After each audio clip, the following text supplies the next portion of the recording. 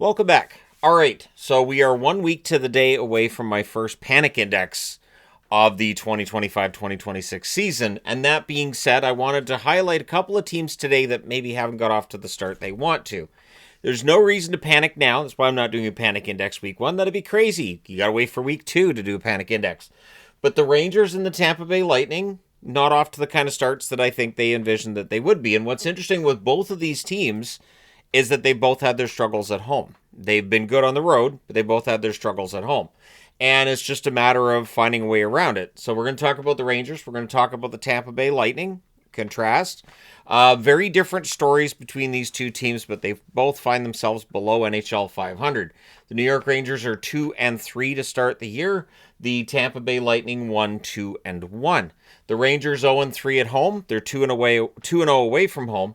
0-2 at home for the Tampa Bay Lightning, 1-0-1 away from home. The New York Rangers, under Coach Mike Sullivan, it's his first year in New York, so maybe there's a bit of a learning curve going on there. And for Tampa, of course, John Cooper's been the coach in Tampa for a very long time. He is the longest tenured coach currently in the National Hockey League, and there's no reason to think that either of these coaches have any concern about their seat getting warm anytime soon.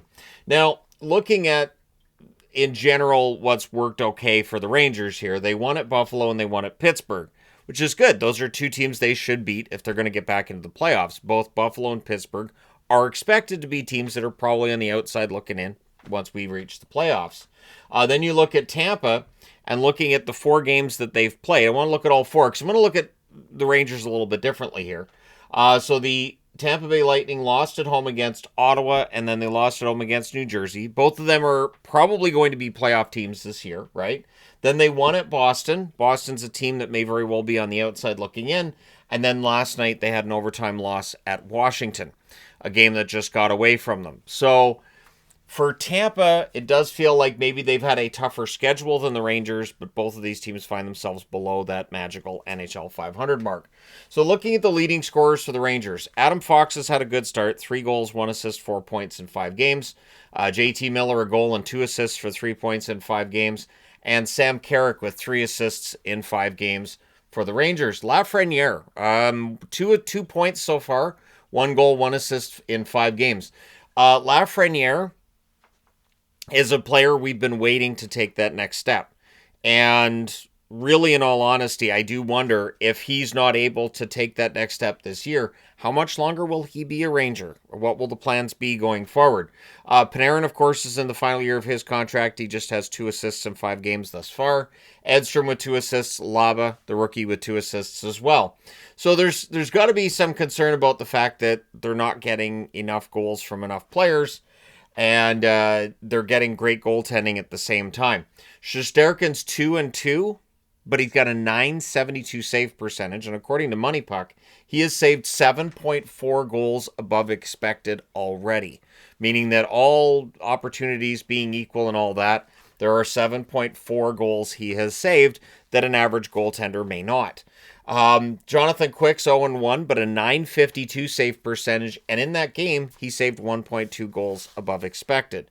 So the stats tell you that the goaltending's been excellent for the Rangers, the finishing has not. Now, the advanced stats also tell you that in terms of slot chances and generating opportunities and offensive zone time, the Rangers have actually been stronger at home than they've been on the road. The tricky part is that as teams struggle with losing, it is hard not to get into bad habits trying to force your way out of those losses. So hopefully, if you're a Rangers fan, you're thinking they're going to be able to figure this out. They're going to stick with it. That what they're doing will eventually work. Think along the lines of with St. Louis last year when Montgomery took over. His systems, it took a while for them to start to work. The analytics showed they were working before the results showed up for the St. Louis Blues. Now, going over to the Tampa Bay side of things, Braden Point, 2 goals, 3 assists for 5 points in 4 games. Very good start. Gensel with a goal and 4 assists for 5 points in 4 games. Kucherov, quiet. 2 goals, 1 assist, 3 points in 4 games. Kucherov normally by now would have like 20 assists. Cirelli, 2 goals and an assist as well. Darren Radish with a goal and 2 assists. Bjorkstrand also a goal and 2 assists. Hedman with 3 assists. Gonsalves and Crozier also have 3 assists. So they're getting the points. However, for them, the goaltending has not been at that same level. So Johansson's 1-0 with a .909 save percentage. Goal saved above expected, negative .1, so right around even. But Vasilevsky 0-2-1 with an .870 save percentage. His goal saved above expected, a negative 1.8. Negative's bad. Positive is good. So Vasilevsky, the numbers haven't been what we would expect normally from Vasilevsky. The good news being he's a veteran goaltender who should be able to figure this out and turn it around. But it is something to keep in mind with Tampa. They're getting the goals. They're not necessarily getting the saves at all times, right? So looking at the numbers too with the Rangers and backing up my point that they've been playing well. So in the first home game against the Penguins, the deserve to win-o-meter, I'm using this from Money Puck. I know it's a flawed system, but I thought it'd be fun to look at it. The deserve to win-o-meter for that game against the Penguins, they lost at home, 44.6%. So they didn't deserve to win that game according to that. Against the Capitals, 68.1% deserved a win-o-meter. And last night against the Oilers, 86.5%. I don't know that I have ever seen 86.5% on the deserved a win-o-meter for a team that loses the game. In fact, 86.5% is ridiculous. So the Rangers played very, very well. They got goalied, and if the Rangers played that game 9 times out of 10, they win it. And last night was just that 10th opportunity where they don't, right? Now, their power play may be a concern at 14.3%. I could mention Kreider gone to Anaheim, and he's helping their power play, but the Kreider divorce was going to happen, so had to happen. The penalty kill for the Rangers has been perfect, 100%. So there are some positives here for the Rangers. The goaltending's been very good. The defense has been good. The penalty kill's been excellent.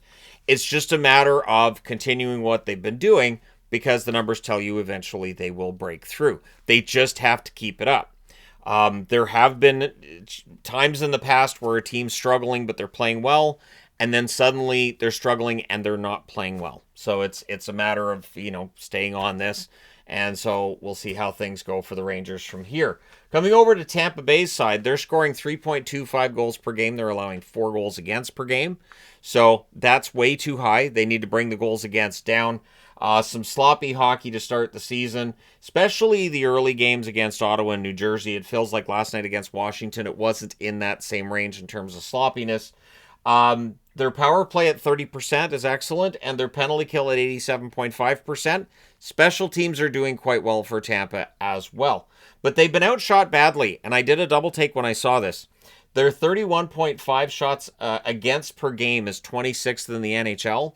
They're only getting 21 shots per game, 21 even. That's 30th in the NHL. That's got to turn around. The fact that Tampa would only have 21 shots per game, it's way too low. So I do think those numbers will turn around. So when does that turnaround take place? So you go over to the Rangers, and they're scheduled tomorrow. They're in Toronto. The Leafs are very up and down, very unpredictable. But it's a road game, and the Rangers are very good on the road. Then on Saturday, the Rangers find themselves in Montreal. So a couple of original 6 matchups on the horizon for them. And then on Monday, they come home and they play against Minnesota. So the interesting thing with Minnesota is their power play running at around 50% at the time I'm recording this. And the Rangers with that 100% penalty kill, that could be a huge part of the story in that game against Minnesota.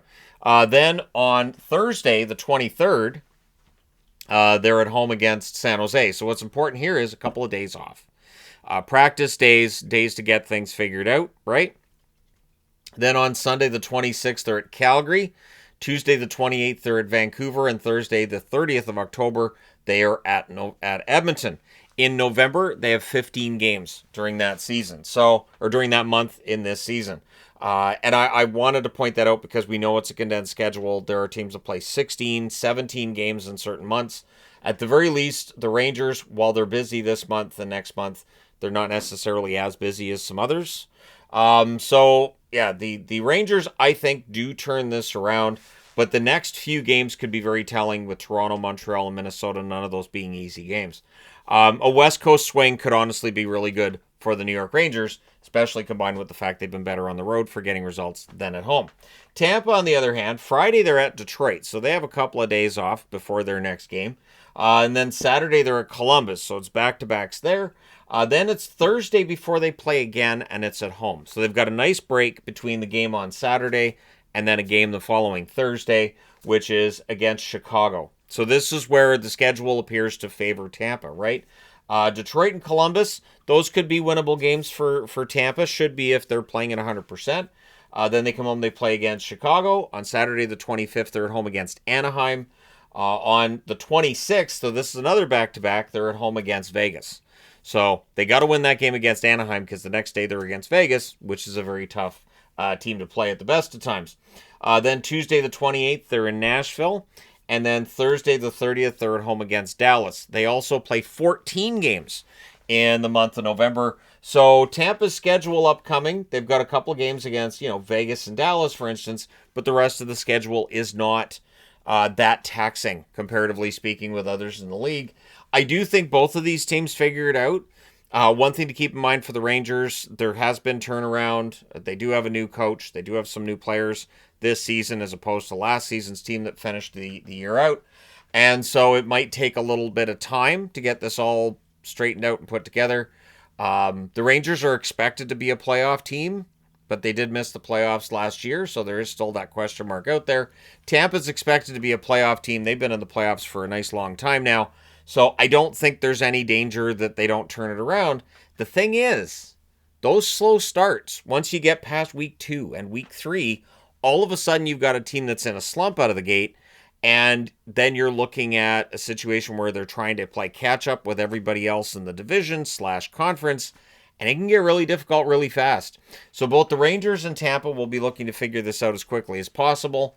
I think Tampa's the more likely to turn it around quicker than the Rangers, but the advanced stats tell you and the deserved to win-o-meter tell you the Rangers are playing okay. They're just not getting the results at this point in time.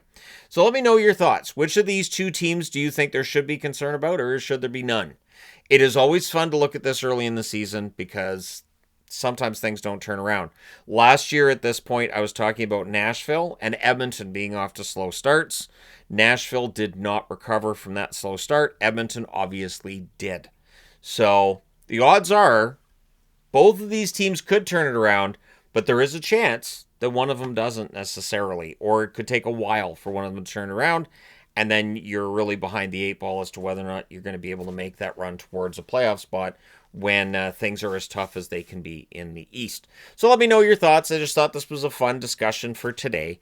Hit like and subscribe in the event that you may not have done so already. Thank you guys so much for all your support as always. I will talk to you again soon.